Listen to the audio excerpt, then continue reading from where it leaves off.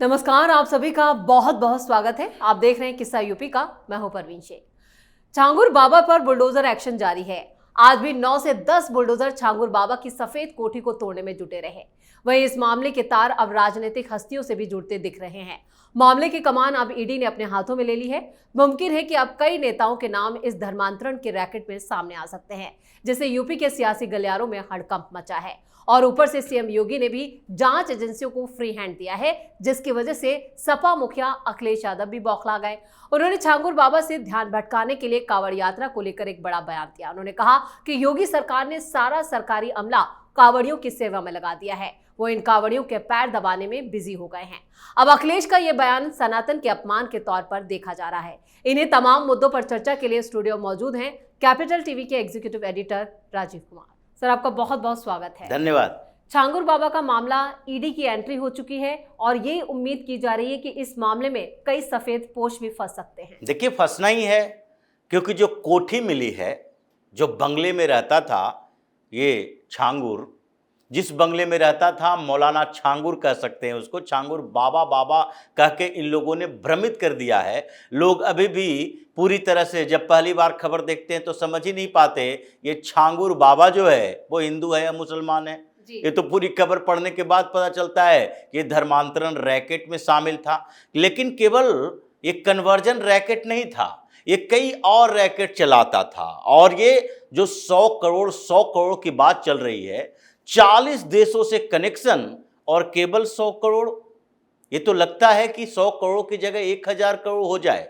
और ये उस कोठी में जो बुलडोजर चल रहा है, तो बुलडोजर मकानों पर चल रहा है, ईंट पत्थर तोड़े जा रहे हैं।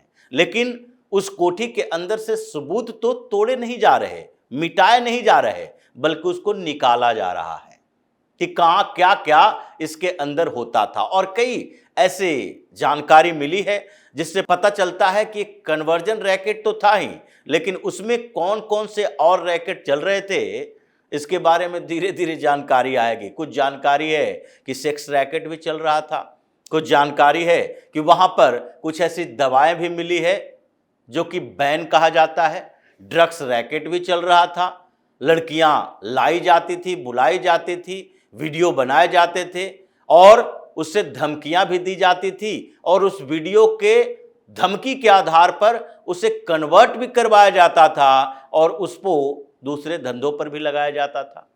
ये कई ऐसी जानकारियां मिल रही है। कुछ डायरीज भी मिले हैं जिसमें एंट्री की भी बात चल रही है कि कुछ एंट्री जो हैं वो चौंकाने वाले हो सकते हैं, क्योंकि ऐसा नहीं है कि ये सैकड़ों करोड़ का कारोबार जो चल रहा था उसके डिजिटल सबूत रखने की औकात ये छांगुर की थी।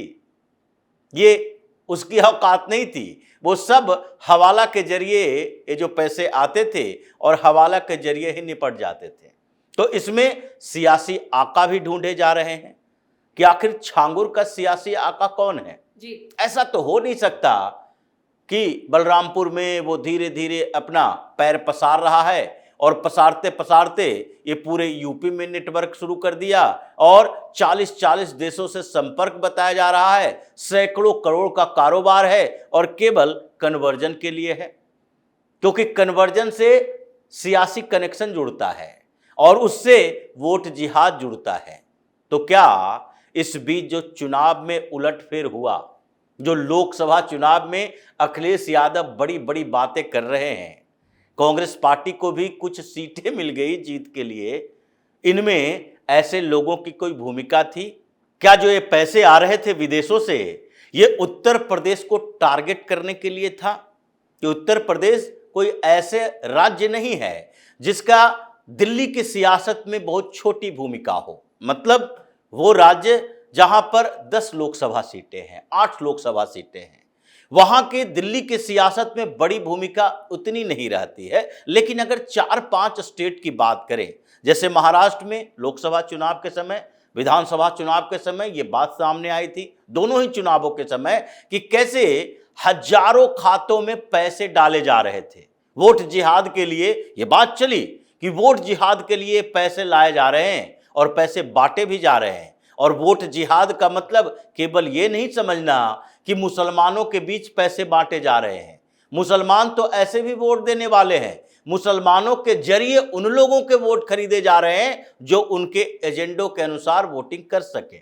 महाराष्ट्र में भी ये जानकारी मिली, ये पूरा नेटवर्क टूटा, 2000 खाते जब्त हुए। कैसे? चुनाव से 3 महीना पहले से ये नेटवर्क एक्टिव था और पैसे आ रहे थे एनजीओ के माध्यम से, कुछ ऐसे ही मदरसा के माध्यम से, कुछ मौलवियों के माध्यम से, और फिर गुजरात में खाते खुलवाए जाते, महाराष्ट्र में ट्रांसफर किए जाते और वहां से कैसे इन लोगों को पैसे बांटे जा रहे थे। वहां भी 48 लोकसभा की सीटें हैं। तो ऐसे में ये सवाल तो उठता है कि 4-5 राज्य, बिहार अगर 40 सीटें, 48 सीटें महाराष्ट्र में, 80 सीटें उत्तर प्रदेश में और 42 सीटें अगर पश्चिम बंगाल में, इन राज्यों को टारगेट कर लिया जाए तो दिल्ली में उथल पुथल मचाया जा सकता है जी। और इस बार हुआ, इस बार अनएक्सपेक्टेड वोटिंग हुई उत्तर प्रदेश के अंदर। किसी को यह भरोसा नहीं था, जितने सर्वे एजेंसी, अगर ऐसा हो जाता तो राहुल गांधी जैसे नेता बार बार कहते हैं कैसे हरियाणा में ऐसा हो गया कि सर्वे एजेंसी बता रही थी कि नहीं कांग्रेस बेहतर प्रदर्शन करेगी और अचानक से रिजल्ट उलट गया। महाराष्ट्र में कैसे हो गया? लेकिन इस पर सवाल नहीं उठाएंगे कि उत्तर प्रदेश में कैसे ऐसे हो गया कि सारे सर्वे एजेंसी, जितने पॉलिटिकल एनालिस्ट, कोई नहीं ये कह रहा है कि उत्तर प्रदेश में जो 2 साल पहले इतनी बड़ी जीत हुई योगी सरकार की विधानसभा के चुनाव में, 2 साल के अंदर ऐसी स्थिति आ जाएगी कि भारतीय जनता पार्टी की सीटें इतनी घट जाएगी। जहां 65 प्लस की बात हो रही थी वहां 40 की बात होने लगी। और ये अखिलेश यादव को कोई नहीं कह रहा था इतने जीत जाएंगे। 5 सीटें जिसके पास थी, और जो कुछ समय पहले उपचुनाव में वैसे मुस्लिम बहुल सीट तक हार गया था, यानी कि रामपुर में भी हार हो गई, आजमगढ़ में भी हार हो गई, लेकिन फिर भी वो ऐसा कमबैक कर लेगा कि 37 सीटें पर आ जाएगा। जबकि पिछली बार मायावती के साथ गठबंधन के बावजूद, जिनके पास अपना वोट आधार है, कांग्रेस के पास तो कोई आधार ही नहीं है उत्तर प्रदेश में भी, इसलिए तो राहुल गांधी खुद हार कर वहां से भागे, वायनाड चले गए थे। और वैसी स्थिति में भी केवल 15 सीट दोनों मिलकर जीत पाए। तो क्या भारतीय जनता पार्टी के वोटर सब नाराज होकर भाग गए थे? वही चीजें उपचुनाव में क्यों नहीं दिखाई पड़ी? जब विधानसभा का उपचुनाव हो रहा था तो यह बड़ा मसला आ गया कि वोट जिहाद, बड़ा मसला आ गया। सलमान खुर्शीद ने यह बात क्यों कही?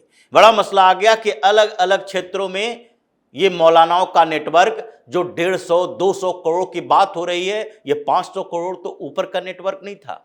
और ये सिर्फ धर्मांतरण के लिए यूज होता था या उत्तर प्रदेश में वोट जिहाद के लिए यूज होता था। और उस कोठी से तो कई ऐसे राज्य मिल रहे हैं जिससे लगता है कि इन लोगों का नेटवर्क छोटा मोटा नहीं है। 350 से ज्यादा ऐसे मौलानाओं की लिस्ट है जो कि अलग अलग इलाकों में कन्वर्जन केवल नहीं करवा रहा, डेमोग्राफी बदल रहा है और वो इस्तेमाल कर रहा है अपने इन्फ्लुएंस का। क्योंकि इसके पास जो लोग आते हैं वो केवल मुसलमान नहीं होता, वो हिंदू भी आता है। ये बाबाओं के चक्कर में हिंदू भी फंसता है, मौलानाओं के चक्कर में भी हिंदू फंसता है, मजारों पर भी जाता है। तो उस जगह पर टारगेट करो, कौन गरीब परिवार से है, किसको क्या जरूरत है, किसको कितना पैसा देकर वोट खरीदा जा सकता है, कहां लिफाफा पहुंचाया जा सकता है। चुनाव से एक दिन पहले 2000 रुपए में एक वोट खरीदा जाएगा, तो एक परिवार में 5 वोटर है तो 10,000 में 5 वोट खरीद लिया जाता है और ये करोड़ों अरबों रुपए जा रहे हैं। तो इसमें उत्तर प्रदेश को टारगेट किया गया है, ये पिछले चुनाव में भी और आगे की तैयारी भी थी कि 2027 में इसी पैटर्न पर चले। इसलिए तो आजकल अखिलेश यादव घूम घूम कर जो बातें कर रहे हैं, अखिलेश यादव जो कह रहे हैं कि नहीं 2027 में तो जीत पक्की है, ये विश्वास, आत्मविश्वास वहीं तक तो नहीं आया और इसीलिए ये खोदा जा रहा है। अभी चारों तरफ इसके नेटवर्क को खंगाला जा रहा है और सबसे बड़े इसके पॉलिटिकल आका, जो सियासी आका बैठे हैं, क्योंकि आसानी से इतना जल्दी तो ये उभरा नहीं है। शायद इसलिए अखिलेश यादव भी इससे ध्यान भटकाने के लिए कांवड़ियों का मुद्दा फिर उठा रहे हैं और बता रहे हैं और योगी सरकार पर निशाना साध रहे हैं कि कांवड़ियों की सेवा में पूरा सरकारी अमला लगा। कांवड़ियों पर बात करने से पहले ये धर्मांतरण रैकेट पर तो अखिलेश यादव को बात करना चाहिए जी। वो बात क्यों नहीं कर रहे? एक बार तो बोलना चाहिए कि भाई आपके पार्टी के लोगों के बहन बेटियों का भी रेट लिस्ट लगाए हुए था। ये उत्तर प्रदेश में तो ये सोचना ही चाहिए कि योगी के और उनके लोगों की बात नहीं है। आप जिसको ईडीए पीडीए कहते हो, उन लोगों के परिवारों में भी सेंधमारी थी? क्या वहां के लोग आपको वोट नहीं दे रहे थे? तो जो तरीका इसने अपनाया डेमोग्राफी चेंज करने का, कन्वर्जन का, और साथ ही कन्वर्जन से जरूरी होता है कि सत्ता का संरक्षण मिले, तभी लंबे समय तक चला जा सकता है। और सत्ता का संरक्षण कैसे मिलेगा, ये तो पूरी दुनिया जानती है। ये किसी को कहने की जरूरत नहीं है कि उत्तर प्रदेश में किसके हाथों में सत्ता होगी तो ये पनपेंगे। पनपता रहा इतने समय में, अतीक पनपता रहा, मुख्तार पनपता रहा, ऐसे कई गैंग पनपते रहे। इसके अलावा हर डिस्ट्रिक्ट लेवल पर माफिया पनपता रहा, और उससे भी ज्यादा ये मौलाना पनपते रहे। तो संरक्षण कौन देगा? ये छांगुर जैसे लोगों को संरक्षण कौन दे रहा था? और किसने इसकी इतनी बड़ी इमारत तैयार करवा दी? इतने दिनों से कैसे छिपा हुआ था? ये तो पॉलिटिकल कनेक्शन बताता ही है। और ये चाहता है ये लोग कि आज जो कार्रवाई हो रही है, कि अखिलेश यादव की सरकार रहती तो उसके कोठी पर बुलडोजर चल जाता? ये संभव ही नहीं था। मुजफ्फरनगर में दंगा हुआ, कितने लोगों के घरों पर बुलडोजर चला, इतने हिंसा परेशानियां, यहां तक कि माफियाओं के घर नहीं कब्जा किए गए। आज मुख्तार अंसारी के 72 फ्लैट, पूरा प्लॉट ले लिया गया, और उस प्लॉट पर 72 फ्लैट बनाकर ये बांटा जा रहा है किसको? गरीबों को, प्रधानमंत्री आवास योजना के तहत 4-4 लाख रुपए में इंस्टॉलमेंट पर। तो ये स्थिति इनकी है, इसलिए इस मामले में एंट्री हुई है। पॉलिटिकल कनेक्शन दिख रहे हैं, सियासी आका ढूंढे जा रहे हैं, और अब धीरे धीरे क्रैक डाउन होगा कि ये 37 सांसद सामान्य तरीके से बने या ऐसे ही लोगों के संरक्षण में बने, जिसने वोट जिहाद करवाया, जिसने करोड़ों करोड़ रुपया विदेशों से लाकर बंटवाया। क्या इस तरह से कुछ कनेक्शन दिखाई पड़ रहा है? क्योंकि सामान्य स्थितियों में पिछला चुनाव नहीं आया, परिणाम वैसे ही आया है जैसे परिणाम पर ये सवाल उठाते हैं अपने ऊपर दूसरे राज्यों में वोट चोरी का। और अखिलेश यादव को तो लोग कह ही रहे हैं, अभी प्रेस कॉन्फ्रेंस से कहा, अल्लाह ने चाहा तो आप प्रधानमंत्री बन जाएंगे जी। अब अल्लाह ही चाहेंगे इनको, ईश्वर तो चाहेंगे नहीं, क्योंकि अल्लाह वालों को ही ये ज्यादा संरक्षण देते हैं, तो वही चाहेंगे इनको प्रधानमंत्री मुख्यमंत्री बनाने के लिए। अभी ये नेटवर्क अभी टूटेगा, कई और लोग नपेंगे, और ये जो चारों तरफ नेटवर्क फैला है उन सब पर कार्रवाई भी होगी। चलिए, इस तमाम जानकारी के लिए और सटीक विश्लेषण के लिए आपका बहुत बहुत धन्यवाद। धन्यवाद। तो छांगुर बाबा की गिरफ्तारी ने सियासी गलियारों में हड़कंप मचा रखा है। राजनेता अपनी जान बचाने की जुगत लगा रहे हैं, वहीं जांच एजेंसियां और पुलिस उन सफेद पोशों तक पहुंचने का प्लान बना रही है। यानी इस मामले में कई चौंकाने वाले खुलासे आने वाले वक्त में हो सकते हैं। इस खास शो में इतना ही। वीडियो कैसा लगा कमेंट करके अपनी राय जरूर दें। वीडियो को लाइक करें, शेयर करें और कैपिटल टीवी को सब्सक्राइब जरूर करें। धन्यवाद।